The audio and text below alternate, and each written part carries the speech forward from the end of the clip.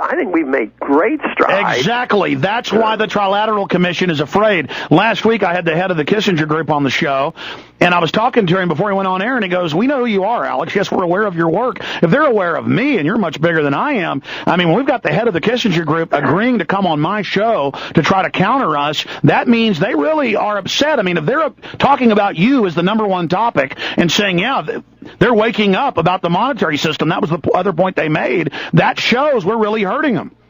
And the thing that we have to look for is if they start cracking down even more so, if they start wanting to tax and control and regulate the internet and going after radio talk show hosts, I mean, that's when we'll be in big trouble, because fortunately, you know, we complain a lot about how bad things are going, but I still brag that we do live in a good country, and it's worth saving, and we've had great traditions, and I've been pretty fortunate to run on what I believe in and vote that way and still get reelected. So as bad as things are, we don't live in a totalitarian state, although that's what we fear, and that's why we have to be alert and vigilant, because if they move quickly to get rid of our ability to communicate, then we're in big trouble. Well, that's what I wanted to say, is that it was the best of times, it was the worst of times. Our lives are great, our families are great, it's still the best country in the world, but in the sectors and the corridors of power, it's never been more corrupt, more infested, with the White House writing memos about torturing children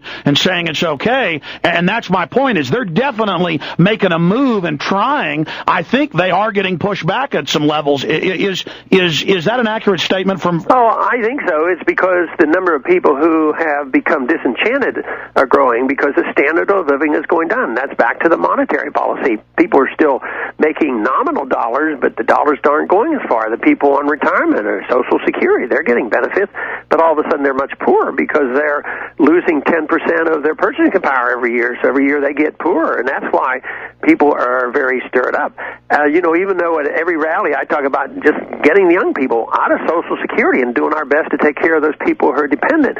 But you never get boos from elderly people who are worried about getting their checks, because they know if our side straightens up the mess, they're more likely to get something from their Social Security.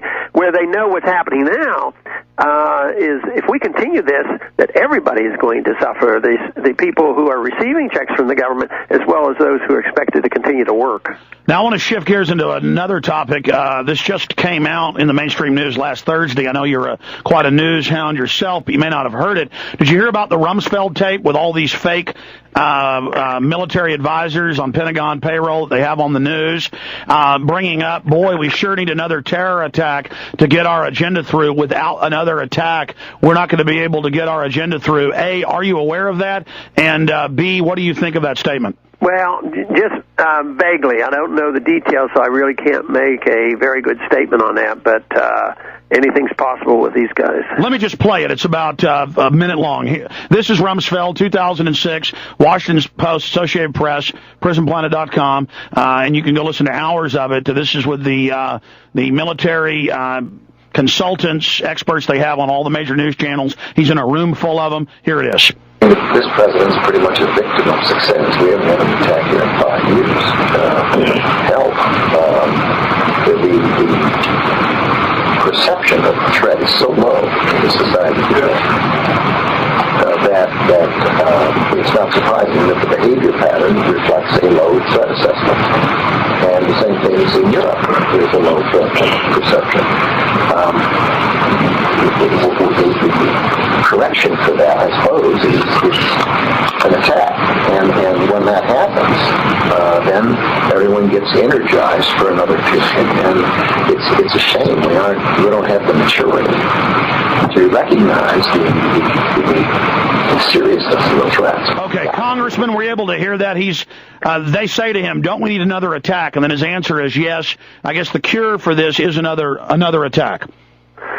Yeah, and I think that's the way they do think. I've never gotten to the point where they absolutely plan every event, but boy, when there is an opportunity, do they jump at it.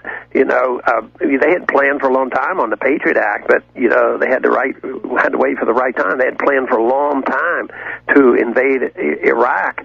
As early as 2008, the plans were laid. 1998, the plans were laid. But they wait for opportunity. They help create them. They manipulate them. They do whatever's necessary. We have a clip of Gary Hart. Sorry, Congressman, go ahead. They do know public opinion is important. They got to get the consensus of people to rally behind them. Have you seen the Gary Hart clip where he not only wrote a letter to Iran, we now interviewed him, and he said, yes, I'm worried the government will stage another Gulf of Tonkin or USS Maine event to attack Iran? Of course, I've been worrying about that all along, and once again, I always take the position, I always hope that they don't do it on their own. I hate thinking they're capable of it, yet they are. But no matter what, whether it's an accident or they deliberately do it, or one individual does it, or they hire somebody to do it, an event has to happen to really get the people behind it and be complacent enough to send more kids off to get killed.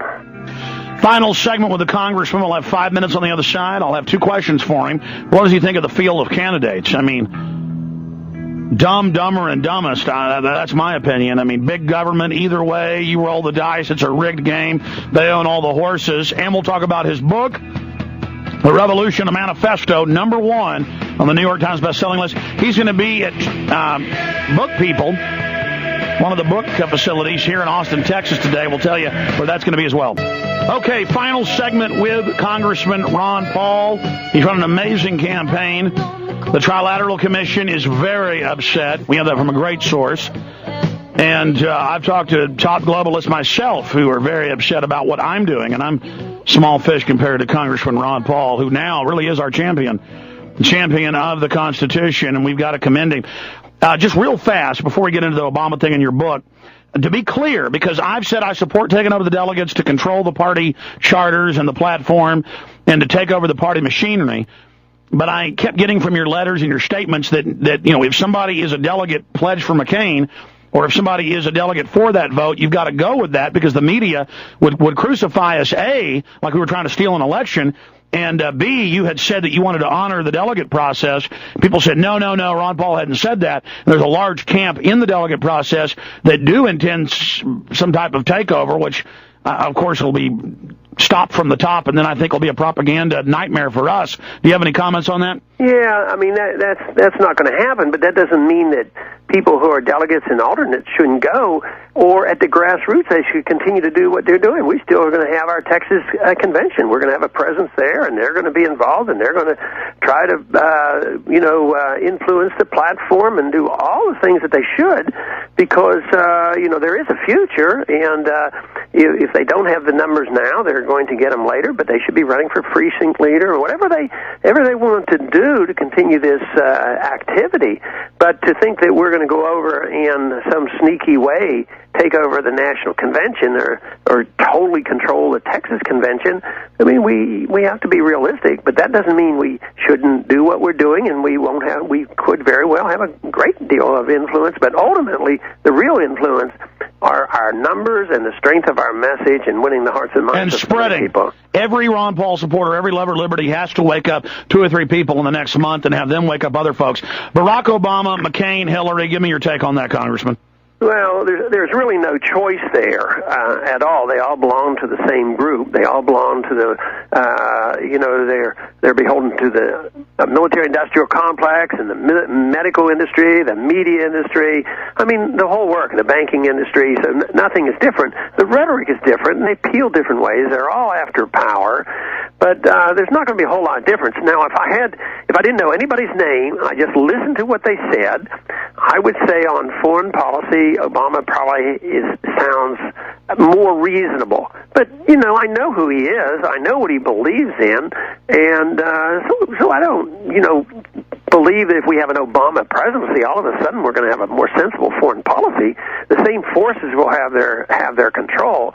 So I think that's not where the argument should be. The argument has to be, do we want to continue the politics of those 3 individuals, or do we want to change the country? Do we want to restore the Constitution? Do we want sound money? Do we want to challenge the whole system? And that, of course, is what the revolution is all about. So you would say that Obama is a false or fake revolution. He's talking about change, but change with socialized health care and more government.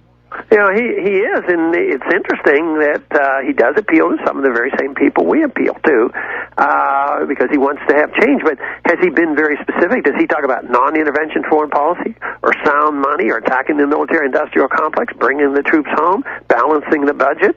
No, none of that. But still, superficially, when people hear him, they'll say, oh, yeah, he's different. Yeah. He's going to have changes.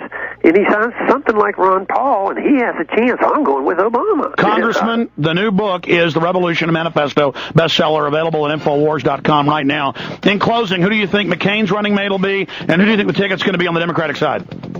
Well, my guess is no better than anybody else's, but maybe he'll end up picking Huckabee to try to, solidify the Christian right, those supporters of the war. And then Obama, if you're Hillary. a Christian right, you belong to war. and then Obama, Hillary on the other side?